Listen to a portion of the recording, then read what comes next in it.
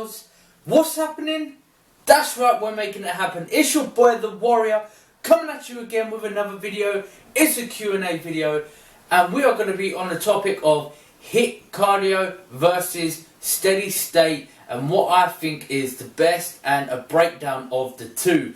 I've got my notes here because I literally want to keep this video as short as I possibly can for you guys, because when I start talking I tend to just drag and drag and drag. So I've got my list of the topics that I want to go over and get this video up and loaded quick and short for you guys. So anyway, let me first explain, if you do not know, the difference between HIIT and steady moderate cardio. So steady moderate cardio is performed from anywhere from 30 minutes to up to an hour. That's probably your max, up to an hour, and your minimum is 30 minutes. And you know, steady moderate cardio is just walking at a normal pace. Let's say, for example, you know, you're walking your dog, that sort of pace. But at the same time, you don't want to be too lazy, guys. You know, you want to be able to still perform some sort of sweat on when you're doing your workout or cardio session, shall I say. You know, and you know, so you feel like you're still exercising, but you should be able to hold a conversation while doing steady moderate cardio. The only problem with steady moderate cardio is, yes, it can be long and dragging. You know, if you're doing up to an hour of cardio at a slow pace, I'd say anywhere from 5 to 5.5 as your speed is probably recommended, and it can drag over a long period of time.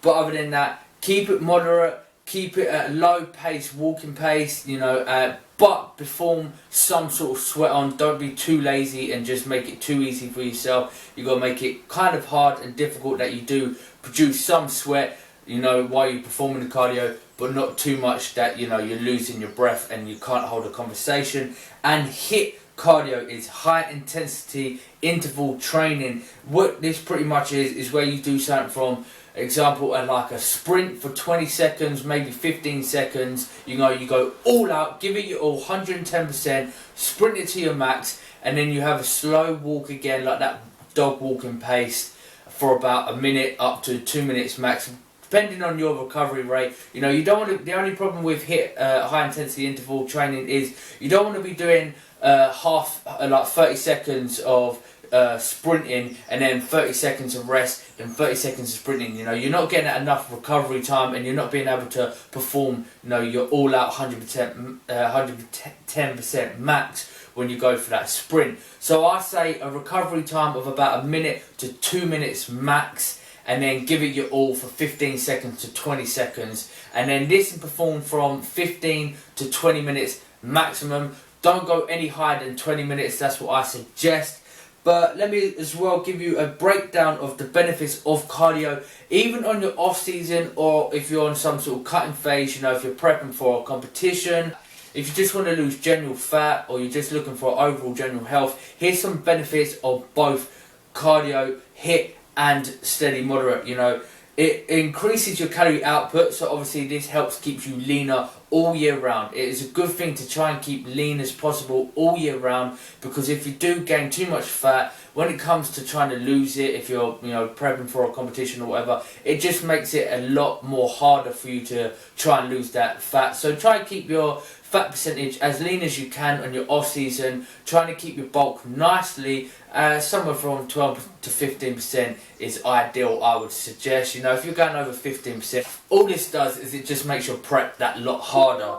You know, also it increases your CV, which is your cardiovascular health, which also helps your recovery after the gym. So, you know, this can help improve your recovery once you've finished a great exercise, a great session in the gym, wherever it is that you've hit up. It helps your recovery when you get home, to repairing the muscles and gaining some lean muscle tissue. It also improves your gut health and function, you know, the digestion of the nutrients that you take in, and it improves your stress levels. This is really key as well, because what this does is this helps keep your cortisol levels down, which also makes your fat burning prime. So cardio is really key, whether it's the off season, on season, wherever it is. Try and fit cardio into your program. If you're on some sort of off season, anywhere from 2 to 3 times a week is perfect. And if you're on season, again, it depends on the individual, but some people can work up to 5 to 6 times per week. And now the main topic is, what do I think is better in my opinion? Personally, in my opinion, I think they are both great. The reason why I believe this, and let me just go over the topics that I've put down here, is one isn't better than the other. I think both of them are great for fat loss. You know, they just work in different ways. The only thing I would recommend is, if you are performing HIIT cardio, or you prefer HIIT cardio, don't do any more than 3 times a week, and don't go over that 15 to 20 minutes. Reason being is, if you're going over that 15 to 20 minutes, you could come into the point where you're hitting your glycogen stores, and this can actually eventually start burning muscle, and you can start losing muscle.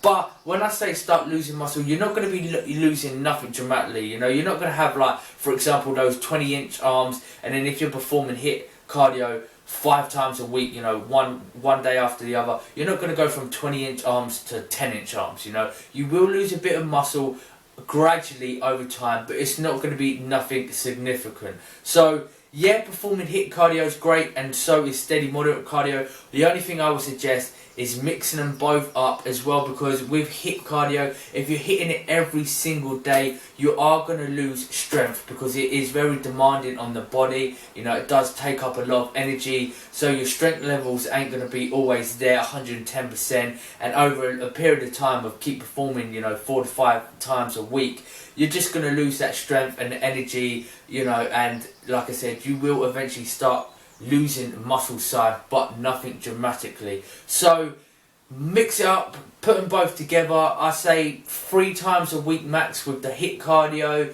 and then on the other days, depending on how many times you've got HIIT out cardio, use steady moderate cardio. So that's my opinion on HIIT cardio versus steady state. They are both great to have in your arsenal. They both are very effective. Obviously the only difference is HIIT cardio, you're just in and out straight away, you know, 15 to 20 minutes max, whereas steady and moderate, it can be a bit of a drag, and it can come up to, you know, an hour of your time if you don't have the time trying to get the HIIT in. But again, at the end of the day, you have to do what's required. You know, if you have to hit up the steady state cardio, if you have to hit up the HIIT cardio, you have to do whatever is required. But that's pretty much it on this topic. I tried to keep it as short as possible for you guys. I hope it did help. So using them both is really great. Not one is better than the other, in my personal opinion. I hope this did help. If it did help you guys, leave a comment down below, and if there's any other questions you'd like me to, you know, speak about on my videos on Q&As, leave the comment down below, guys. And as well, most importantly, don't forget to like my videos, because it helps me grow as a channel. Subscribe to the channel as well. Look out for this, the Warrior page. Subscribe to my channel, guys. It really does help me grow, helps me get out more content for you guys. And until the next video, I hope you stay safe and make it happen.